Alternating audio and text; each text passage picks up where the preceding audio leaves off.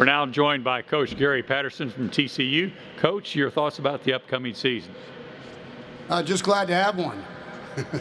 Glad to be here. Good to see everybody. You know, you don't miss something. You guys always know how I do things as far as this is it's, I think you kind of have to enjoy the moment. I know a lot of people say, well, but I think this is the one time we get an opportunity to be around all of you. It's been a fun summer. It's been more of a normal summer for us as far as our team's concerned, obviously in the state of Texas. And so our guys have been working hard. You know, I did an interview the other day to where I said that it was probably one of the better chemistry teams we've had in a long time. And they took that, well, saying that we were going to win a national championship, and that's not what I said. But I would say this, different than the norm, Gary Patterson, which in my play below the water, I think just for our fans, our team, they deserved a lot different look at things. And so our group has had great chemistry, and I'll give you a great example. Usually in May, when we get done with finals, guys will leave for a couple weeks, and because we only had 8 seniors, but basically 90% of them didn't lift. They stayed on their own, lived, ran, so you can kind of tell where they're at, what they're doing. It'll be the first time we've had a returning quarterback back in since 17. You know, and if a lot of people don't really understand what Max went through a year ago. When you understand you were only a freshman, you're going to go in the spring. You didn't have spring. You didn't get an opportunity to also throw in the summer with your teammates. And then he had his condition, and they basically didn't let him do anything until a week before we played, I think on the 26th against Iowa State. And so for him to grow up where he's at, unbelievable leader. He's here with me today. But basically, everybody on offense comes back. Snapper, kicker, punter. Defensively, we got 3 really good players. We have to replace 2 tight ends we had on offense that got into camps. I think we had 8 seniors, 5 guys got into camps. So the 2 safeties and Wallow, the linebacker, and been kind of fun. It's a great group to be around. You know, usually your offense and defense will have chemistry together, not necessarily as a whole team. I gave you a great example. The other day I come walking out, and they just got done with workouts. And when they got done, they were both on 2 ends of the field, and they came around and high-fiving each other. Very rarely do you have a group that like each other. And I think COVID has a little bit to do with that, for the simple reason that you had Zoom classes and you didn't see the regular students. We basically had to rely on each other. And this group here really kind of came together, I think probably because they were so young. And so I don't know how that's going to turn out, but chemistry is a great start. The way they work is a great start, and having a starting quarterback back is a great start. So for us at TCU, we're just glad to see everybody here today, get an opportunity to have full 100% capacity in our stadium and get a chance to do that. And then got a tough early schedule. You know, besides Duquesne, you got a Cal Berkeley team that they're talking about. Watch them enough in their spring game to understand that they're going to be a really good football team. SMU's got a good football team going early, and then you start out with Texas at home. And so Texas, and then you go down the list of Texas Tech on the road, then OU, and that's your first 6 ball games. So after that, we'll regroup and see what goes on. Questions? Questions for Coach? You put your hand up.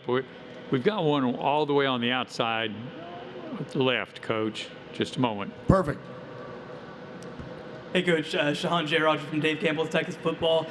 I'm curious, now you kind of go into this second year with Jerry Kill there, with Tim Beck there. Where do you kind of feel like you guys are out from an offensive schematic perspective, and how much will it help to kind of have that continuity? Well, number one, I think we have one of the best, really, systems in place to have 2 older guys that have won national championships. Jerry Kill, obviously, anywhere he was a head coach, he made that program better. And then that allowed me to hire people like Kenny Hill. That's a younger quarterback coach, but you have guys that can sit and watch and make sure that we don't miss any of the details, but a guy that can recruit, the kids relate to. I think it's probably as good a system as anybody could have in college football right now, because I have guys in place behind the scenes that help do all the things we need to do. And so, and more than that, you know, especially in this day and age, with not only just with COVID, but everything else, just to have somebody else that can be a father figure, a guy that can sit down with kids, because there's 125 of them. at TCU, and there's only one of me, and to have other guys that can actually sit down and help kids with their lives, with the NIL, everything else that's going on. How do you navigate? How do you navigate the world? So anytime anybody could have a guy with that kind of experience, almost like myself, 40 years in college football, and been the places he's been, it couldn't help but be a plus. And so, you know, the rest of my staff, people don't understand, 7 out of my 10 full-time coaches, since we've been there so long, were either started as GAs or played for me. And then out of the other 20, almost 10 of them, 9 or 10 of them, started as GAs and played and had been around the program. So you don't have to teach the culture. And so for us, going forward, it's really been, it's a lot of fun to watch them grow within your program and how they've gone on. You know, it's a hard business though right now for young coaches, because with all the analysts and everybody, it's really hard to get. Everybody thought, well, there'd be a lot of movement, but there's not been any movement, because we got some really good young coaches that deserve to be full-time coaches at any level of college, and they had to stay another year because last year there just wasn't a lot of movement. So you have a lot of experience as a staff coming back as a whole group, because even in your young coaches, because it's a lot more than just your full-time guys. I mean, it's everybody. And so to have a guy like Tim Beck that's been a head coach, Coach Sanchez that was the head coach at UNLV, that's on our staff as a volunteer analyst. I mean, you just have a lot of guys that have a lot of experience. Coach Glasgow, Coach Anderson have been with me 26 years. And so anytime you put all those people in place, you think the same way in a lot of ways. And so with a returning quarterback, we'll see how that turns out. We got 2 questions in the middle back here. On the start with the front one, and then we'll go to the back one. Hi, Coach. Dean Rule from the Ocali. You talk about having all these pieces around the field, you know, Duggan, Mathis. How do you see this all coming together to actually compete in the Big 12 this season? Well, I mean, it's, you know, everybody, I put it in a playoff perspective. I think that in the 8 years we've been in the Big 12, 14, 15, and 17, I think we would have been in the playoffs if we would have been 12 teams. So I think we know how to win ball games. Between 8 and 10, we were 36-3. 14 and 15, we were 23-3. So winning ball games is not new to TCU. 17, you win 11-3. 2 of those losses were the 3 losses were the 2 teams that are picked at the top of the conference this year. So the Iowa State game with a young team, we lost by 3 at our house. You know, if you look at, as I told my team just this week, if you want to win 10, 11, 12 ball games, you're probably going to win 5 ball games, because the parity in this league is very close. So you're going to have to win the close ball games, and when we've had big wins, you're going to have to win games by 10 points or less. And so how do you do that? This is one of the years where we go on the road 5 times, 4 at home, but we have 7 home games. I think you know, the biggest thing is getting back to understanding the detail of what we have to do, and that's what I told them. You're going to have to learn how to win the close ball games. And one of the ways you do that also, I think, is like other teams that have in the league, you have to have a returning quarterback. You always want, if you want to have the ball last. And when you have an older guy, that's a lot better to have the ball last. We got a question on the left-hand side, about 3/4 of the way back. Ryan Chapman with SI Sooners. Gary, you guys are one of the first programs to have the benefit of the new in-conference transfer rule. What has that done for a guy like Chandler Morris that can come in this offseason and actually prepare with the goal of playing next year? And then secondly, have you been able to look forward? Is there any concern that the new rule might increase, whether it be tampering or poaching in conference, whatever you want to call that? Well, I don't know about just in conference. I think you just need to understand right now we're in a situation where we have the NIL and transfer, but we don't, like the NFL, they have a players union. Right now we don't have a players union. There is no rules right now besides the state laws. And so as we move forward, you know, one of the biggest things that's off base, you need to marry things together, is we could have all these guys transfer, but right now we can only take 25 scholarships. That has to change, whether it's to the basketball rule that you have 25, and then if you lose one, you can add another one. We got to, you know, coaches, I think probably the biggest thing that they sit up here and ask is just roster management. How do we manage our roster? We were fortunate because, again, like I said, we only had 8 seniors. So for us losing guys, we didn't have to worry. But if I was somebody that had 24 seniors until that rule gets changed, that's going to be really hard, because if you do it and then you lose 10 guys to the portal or whatever they do and however things go down, you can't replace them. And especially not talking about Power 5, but we're talking about the lower level of Division I football. I think that's a big problem right now that we have to be able to fix and be able to understand that, dude, you got to, you have to have solutions. I always say that the difference between a good coach and a great coach is a coach that can fix things quickly. And so that's something that really, before we get to signing date here in December, we need to make sure with the NCAA and as a governing body, the AFCA being the president last year, we've got to get fixed. We've got to get it to where that marries up a little bit better than what it does right now. To be honest with you, I'm a little bit different, a little bit on the NIL. For simple, I think it evened the playing field.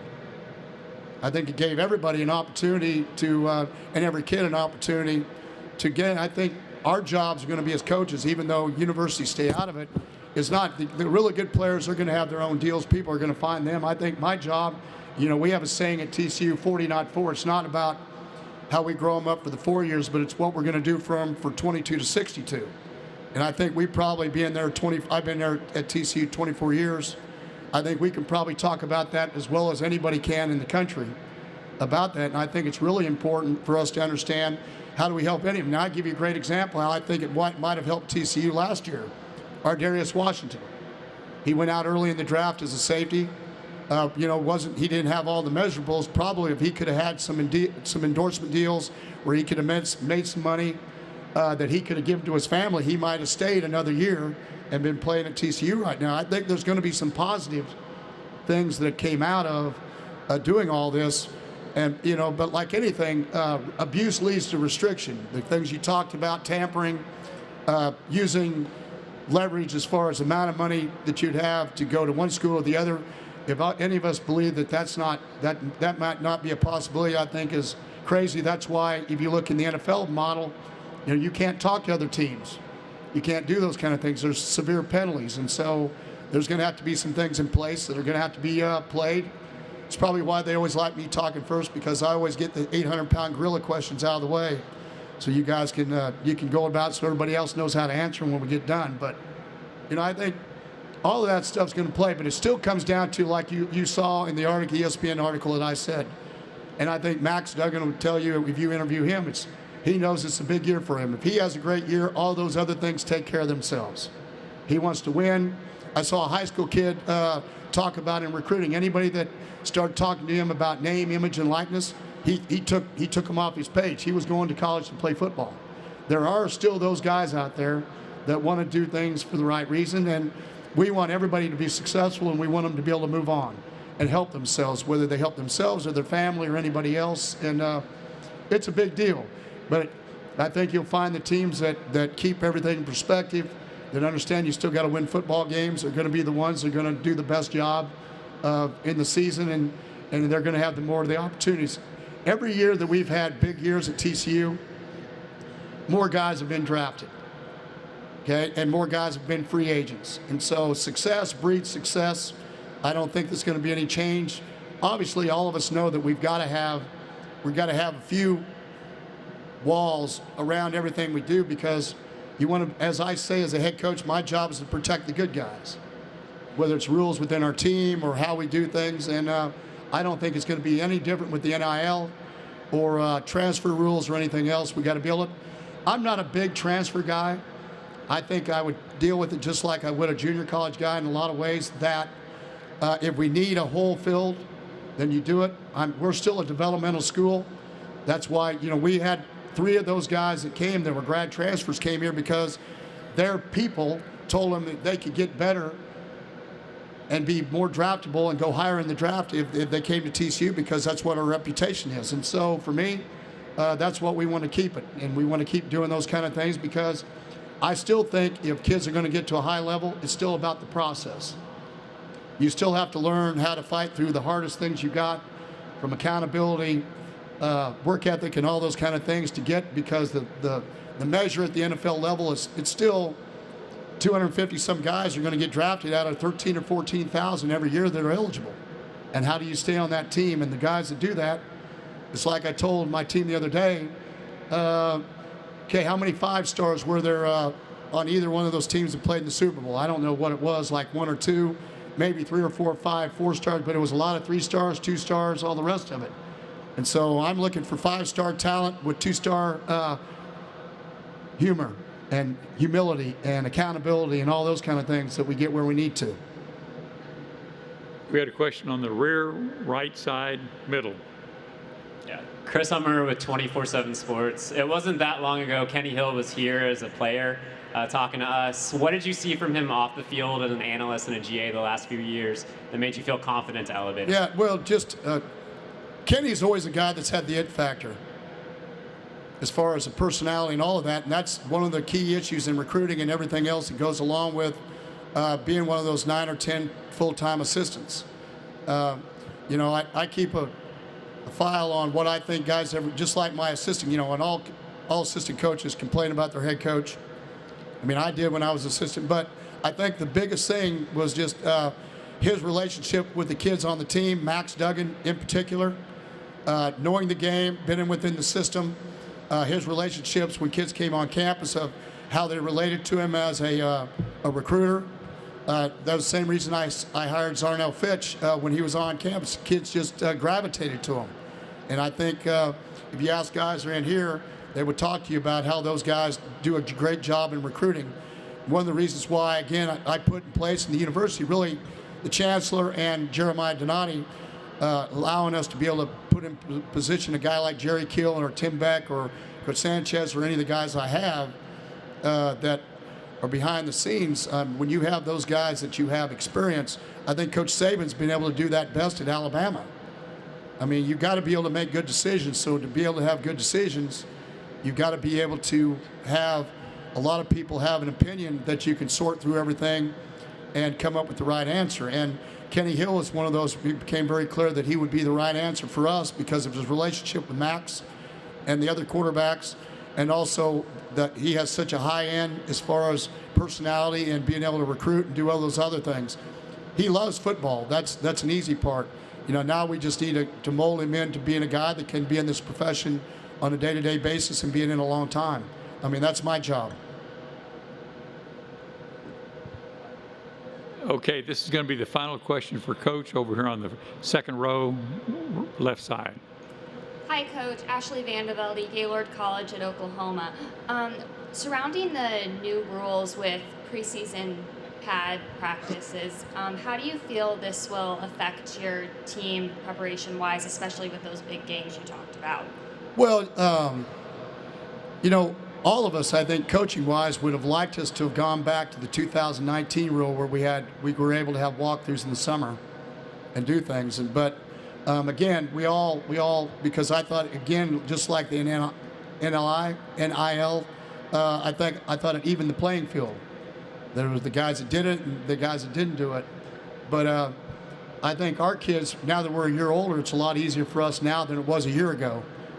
With all the young guys that we had to play, and really with COVID, you know, anybody that had an older team had an advantage last year, especially early in the season. Now I think it's a little bit more normal doing the things we're doing and how we're doing it. So, but I think everything is going to be okay now. You know, you set your preseason up where we have 4 home games.